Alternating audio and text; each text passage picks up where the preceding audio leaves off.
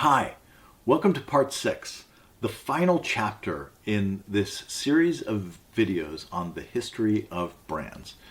So remember, we're looking at the history of brands through a functional lens, and brands have evolved. The use of brands has evolved over thousands of years of human trade and commerce. And so today we're looking at the sixth and last stage of that evolution, which is brands as tools for packaging products and services, and also for segmenting markets. In 1910, Mrs. Pamela Benjamin was caught smoking in the gazebo. She got a severe scolding and no supper that night. Then in 1920, women won their rights. You've come a long way, baby. The turn of the 20th century arrived with an explosion of new products, new product categories, and new brands. Driven by the unstoppable forces of industrialization and industrialized advertising, corporations, which were still fairly new phenomena in themselves, were churning out everything from cigarettes to soap to automobiles and more. Suddenly, customers were offered more products from which to choose from a range of different brands. Over the course of the 20th century, consumer packaged goods companies like Procter & Gamble, General Foods, and Unilever pioneered new approaches to product development that emphasized the product's brand and packaging as a critical part of its selling proposition. The product itself was no longer enough. It had to convey an idea and speak to a particular type of customer in a way that would appeal to them. As the number and variety of choices grew, the traditional corner store was no longer adequate to the task of carrying it all.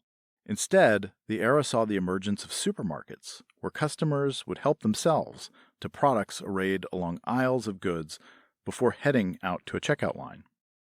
The first of these new stores, Piggly Wiggly, opened its doors in Memphis, Tennessee in 1918. But the format would continue to grow and expand alongside the automobile, the growth of the suburbs, and the post-war baby boom. The self-service format of the supermarket required that products do their own marketing through colorful, appealing packages that could catch the shopper's attention. Without the right package, it would be impossible to stand out on crowded shelves of fast-expanding supermarkets. Hi, I'm Joan London, and I read something that convinced me that Beech-Nut Stage's baby food is the best. Their label. The packaging of consumer goods greatly expanded the number of brands in the market, and these brands endured. Many of the brands that still rule the consumer packaged goods category are those that got their start back in the late 19th or early 20th centuries. Brands allowed for the creation of new product lines that could be tailored to meet the needs, tastes, and budgets of different customer types and segments. Everything from beverages to cleaning products to snack foods could be targeted and tailored with great specificity. This expansion led to a dizzying number of flavors, styles, sizes, and versions of everyday products. The packaging of products and even services as brands is such a normal part of our world that it's easy to miss it entirely. As services businesses like Starbucks have been industrialized, they've used packaging very effectively to make intangible offerings feel tangible, real, and valuable. Businesses as diverse as software, car rentals, and credit card companies have recognized that the right packages are not only a way to get attention, but they're also a way to diversify what's being offered, targeting an offering while minimizing the need to make expensive changes to what's inside the package.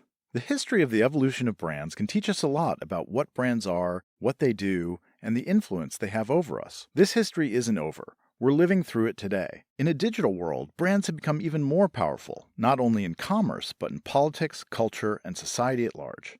Today's brands can reach even further, move even faster, and have an even bigger impact on what people think, believe, and do.